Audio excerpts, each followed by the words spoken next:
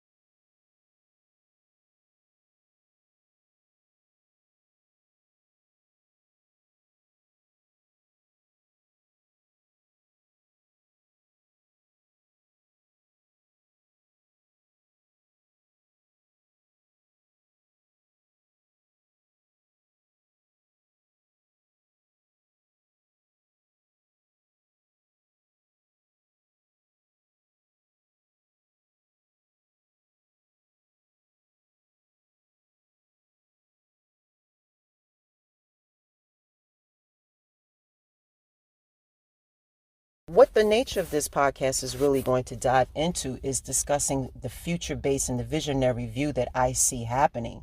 Now, this is year 2024, and the way the structures have been for the last 25, 30 years, it's changing, okay? That old school way of, cliques and cults and circles and all of that stuff, it used to work because this is how a lot of people maintained their jobs. It's never about what you know. Knowledge is probably about 10 to 15% of how you keep a job. The big bulk of it, the sub piece of it, is always about the social connections and how other people, quote unquote, feel about you, what they perceive about you. Are you going to whistleblow? Do you fit into the cliques and the circles? Are you going to make other people look good? Are you going to keep the secrets? Are you going to be the person that will challenge power or challenge positions? And these are all subjective ways how employers, their corporations, their managers have kept millions and millions of people from their financial potential to just have the ability to come in and perform their job, right? By contract, because this is what we all do. We all sign through the onboarding process, a contract that, hey, these are specific skills that I'm going to perform as a result of me signing this document. And you find that most of the time, it never plays out based off that job description. It's always something subjectively laced where, if you're talented, you have all of the ops, you have all of the gatekeepers, they're all watching you, and it's all just it's a systematic quiet weapon for silent wars, right? It's all this thing where it's just this energetic control over people's ability to just not only be free, creatively, empowered, but it's really about controlling your money, because money is currency. It's energy. It's the ability to go in there and do what you do with your bare hands and create something and move something and influence something. And anytime you touch on all three of those things, here they come. It's literally like that scene in The Matrix when, I forgot the name. It just begets me at this point. But in the movie, there was a part where the Sentient machines was going into Zion, and there was a member of Zion that said, here they come, because it was this tunnel hole that these sentient machines had to come through. And the people in Zion already knew that the attack was coming. And it's just like you have to constantly be in the position of being prepared and fortifying yourself. Like we call it psychic defense every day when you have to go into a job and deal with people that don't like you, or they're trying to set you up and they go into HR and anything to damage your reputation, anything to squander your money, anything to keep you out of this corporate loop of money, which I have to say, it just very well may be time to move out of these corporations when it comes to giving your time and energy to these places and making these corporations rich. Because everything that happens from the minute you sign the contract, from the minute you go and start working with managers and supervisors, from the minute you start exchanging your ideas, or just at a minimum performing the results of your job description, you're being watched and monitored. Okay. And they're gauging to see at what level you are. Some people come in and they do the bare minimum. Some people stay right in the middle and they do just enough to kind of get themselves through. And then you got those high performers, those leaders who not only perform just what they do, they go beyond and work at a higher level than they are being paid for, and that their job title actually is looking for. And so I have to say that at my stage in life, I have begun to understand that this is really not about personalization. It's not even about being emotional about it. It's simply just looking at the energetic exchange objectively and realizing that when you are a person here to bring the masses or change the masses or teach or lead or create, innovate, you are going to naturally attract those on a vibration, because this really is a vibration. This is really an ether war.